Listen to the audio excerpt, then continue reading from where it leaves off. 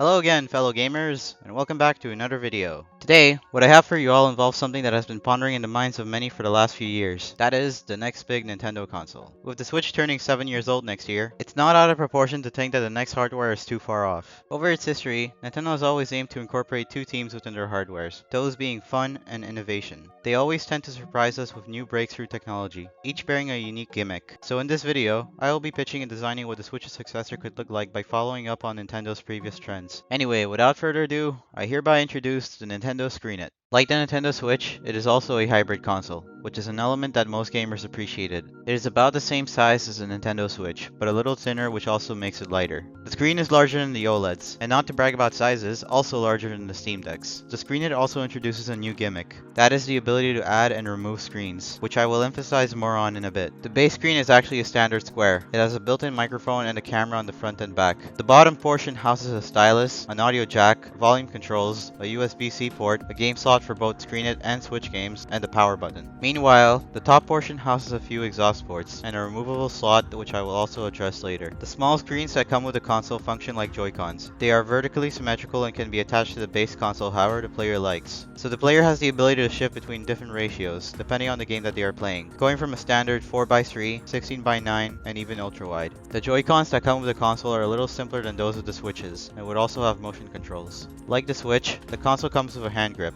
along with many bases that can be attached to the sides, which have holes at the bottom to also attach the straps. The small screens can also be used as controller themselves, utilizing the buttons on the top as triggers and screen controls for the main functions. Furthermore, the player would have the ability to shift between different controller layouts if they desire. They would also be able to make their own custom layouts as well. This would prove extremely effective when playing virtual console games. The Screenit will be able to emulate every past Nintendo handheld and console games from the last 10,000 years, making it the ultimate bearer of legacy games. In regards to backwards compatibility, the Screenit would not only be able to play Switch games, but also be compatible with the Switch Joy-Cons, Pro Controller, and many other accessories as well. Next up, I would like to present the Screenit Pro Controller. You probably noticed that I took design inspiration from the GameCube controller. At the same time, I kept elements from the Switch's Pro Controller, mainly being the button placements. Like usual, the Pro Controller would need to be bought separately. The next big item comes in the form of another accessory being an extra screen, which can be attached to the top of the console into the removable slot from before. This extra screen can be used as a top screen for better emulating Nintendo DS and 3DS games. Small screens can also be attached to the sides for better seamlessness. DS and 3DS emulation is also why I mainly added a built-in microphone to it. Like I mentioned earlier, the stylus would also come with the base console. Now, let's talk about the dock.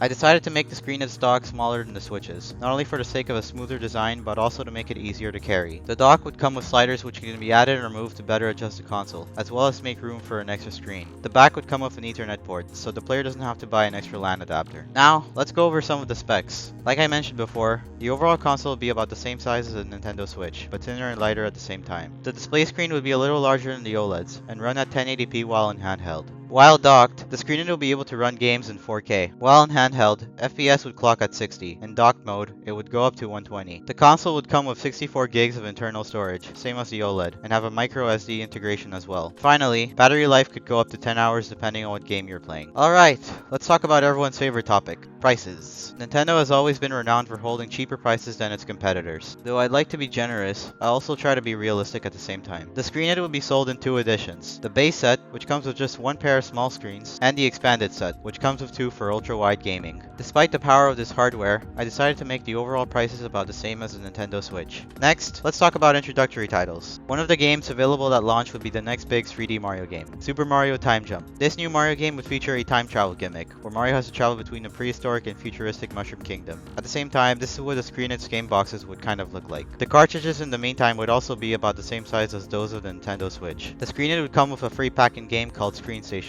which is already pre-installed into the console. It would involve playing as your Mii and make use of the console's expansive screen gimmick. Though not available at launch, Metroid Prime 4 would be advertised to showcase the Screenit's graphical capabilities. Now, let's talk about a few extra features. Nintendo's online network would finally provide players with the ability to send messages between friends. Furthermore, a Nintendo subscription would no longer be needed to play legacy games. Instead, they can just be purchased permanently for a cheap price if the player desires. The Screenit would also introduce an achievement system. These achievements would come in the form of Power Stars, which would be used to level up the player's account and get rewards. Getting every achievement in a game would grant the player a Grand Star. Many streaming services would also return as part of the service, along with internet browsing. The Screenit would also be liable to a system transfer from the Switch, and connectivity between TS and 3DS would also be integrated. And finally, here's a little logo animation that I made for the console, which I hope that you'll enjoy. And with that, I conclude this video. I am willing to expand more on this concept if it ends up tracking well. Though the actual next hardware will probably be nothing like this, I am still looking forward to owning one myself. Anyway, for now, farewell good gamers, and I'll see you all next time. Peace.